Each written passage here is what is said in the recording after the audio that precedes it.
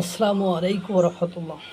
বাংলাদেশে সংসদ সদস্য কিছু সংসদে অধিবেশনে কি চলছে বা কি আলাপ হচ্ছে আপনারা সেটা জানেন। এবং বাংলাদেশের বাইরে পলাশবাড়িতে রাম মন্দির, গাইবান্ধার পলাশবাড়িতে রাম মন্দির নিয়ে বাংলাদেশ একেবারে সাম্প্রদায়িকতার জায়গা বা সাম্প্রদায়িক একটা দাঙ্গা বাঁধার মতো একটা পরিস্থিতির দিকে গুটি গুটি পায়ে এগিয়ে যাচ্ছে, এরকম একটা ভাবগতি। সেটা নিয়ে সংসদে কোনো আলাপ হচ্ছিল না, কেউই করছিল না। কিন্তু বীর মুক্তিযোদ্ধা অ্যাডভোকেট ফজলুর রহমান সাহেব তিনি একেবারে সরাসরি আলাপ করলেন। চলেন একটু শুনে আসি। ওই 100 না 300 মূর্তি বানাক, আমি মুসলমান, আমার কি আইলে গেল, আমি তোদের দিকে তাকাই না। আমি প্রয়োজনে 25 তলা মসজিদ করব, অসুবিধা কি? একদিন স্লোগান হচ্ছে এইটা চাই না ওইটা চাই না, মারামারি, শাহবাগ, পলাশবাড়ি। সেই পলাশবাড়িতে দেখা যাচ্ছে 81 ফুট রাম মন্দির হচ্ছে, আর প্রত্যেক দিন মিছিল হচ্ছে। রাম মন্দির চাই না, মালাউন্ডা দেশ ছেড়ে চলে যাও, হিন্দুরা চলে যাও, মিছিল করতেছে। তাদের পোশাকটা দেখলেই বুঝি আমি তারা কারা। সেই পোশাকি লোকজনের সংখ্যা এখন বেড়ে গেছে, এমন বাড়ছে যে তারা পৃথিবীর কোন সভ্যতা, সংস্কৃতি, কোনো কিছু শুনতে চায় না, কোনো কথা শুনতে চায় না। ধর্মকে নিয়ে শুধু ব্যবসা করতে চায়, তারা হলো ধর্ম ব্যবসায়ী। সেই সব লোকজন আজকে ওখানে যাচ্ছে, মারামারি করছে। আমি সরকারকে বলবো, স্বরাষ্ট্রমন্ত্রী আছেন, যদি মনে করেন মন্দির ওখানে করা ঠিক না বা রাম মূর্তি করা ঠিক না, বন্ধ করে দেন একদম কঠিন ভাবে, যে না এই দেশে কোনো মন্দির টন্দির বা মূর্তি করা যাবে না। কিন্তু আমি মনে করি ওই 100 না 300 মূর্তি বানাক, আমি মুসলমান, আমার কি আইলে গেল, আমি তোদের দিকে তাকাই না। আমি প্রয়োজনে 25 তলা মসজিদ করব, অসুবিধা কি? ওর মন্দিরে নামাজ করবে, পূজা করবে, আমি আমার মসজিদে নামাজ পড়বো, অসুবিধা কি? একসাথে কি আমরা থাকবো না? ওরা কি 9% মানুষ, 1.5 কোটি মানুষ, ওরা কি থাকবে না? এই দেশের এদের দেশ। 14 পুরুষ আগে তো এদেরই দেশ ছিল। এটা 1204 খ্রিস্টাব্দের আগে এইখানে হিন্দু এবং বৌদ্ধদের দেশ ছিল। আমরা তো এইখানে কিভাবে আসছি?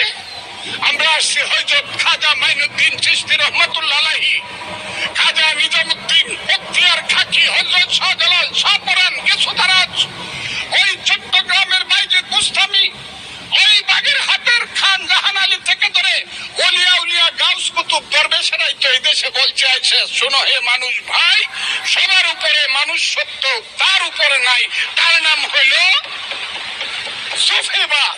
সেই সুফিবাদকে তো তারা মানে না, তারা তো মাজার ভাঙিয়ে ফেলতে চায়, তারা তো আগুন দিয়ে পুড়ে দিতে চায়।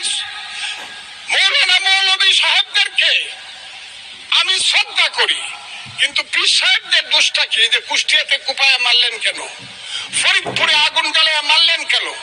শাহজালালের মাজার ভাঙ্গার জন্য আমার এক ভাই 4 কোটি টাকা ঘোষণা করে কেন?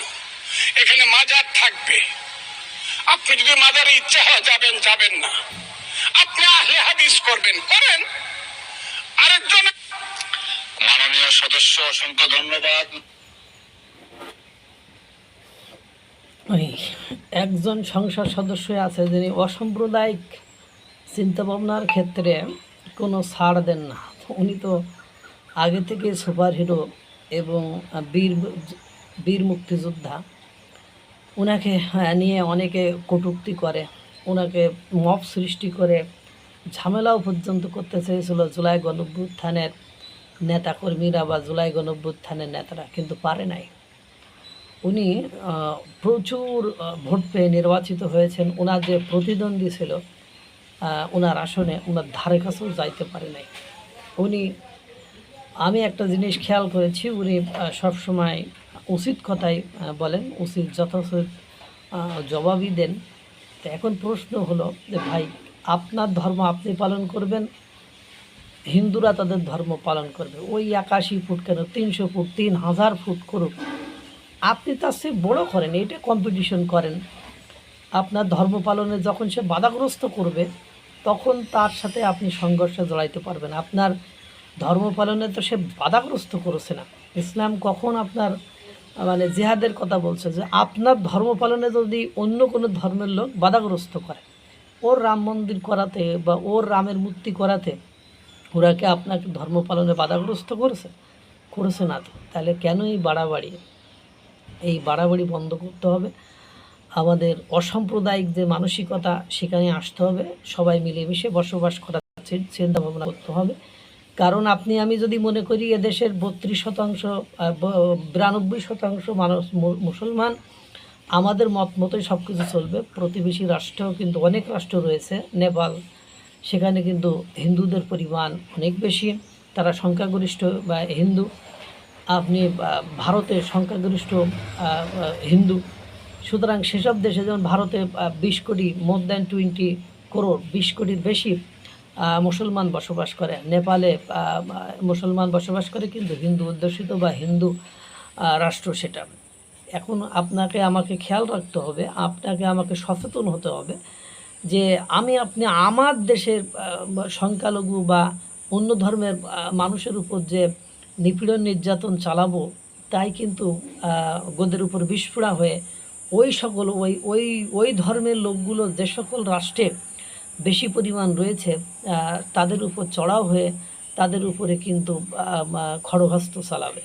সুতরাং উত্তেজিত হয়ে লাভ নেই। ও 300 ফুট রাম মূর্তি বানাক, 300 ফুট, আমার কোনো যায় আসে না, আপনারও যায় আসার কথা নয়। আপনারা যারা আপনাদের যাদেরকে এর পেছনে লেলিয়ে দিচ্ছে, সেই সব নেতারা কিন্তু ঠিকই মানে মোরগ পোলাও রুটিগ্রস্ত ভেতরে বসে খাচ্ছে। আপনি মামলায় পড়ে যাব, আপনি মানে তোপের মধ্যে পড়তে পারি, আপনি আমার পরিবার হারাইতে পারি। সুতরাং এসব নিয়ে সচেতন থাকতে হবে। কারো ধর্ম পালনে বাধাগ্রস্ত করা যাবে না। আপনার একে অপরের সৌহার্দ্য সম্প্রীতি ভালোবাসা নিয়ে টিকে থাকতে হবে। আল্লাহ তাআলা সকলকে ভালো রাখুক, সুস্থ রাখুক। আসসালামু আলাইকুম ওয়া রাহমাতুল্লাহ।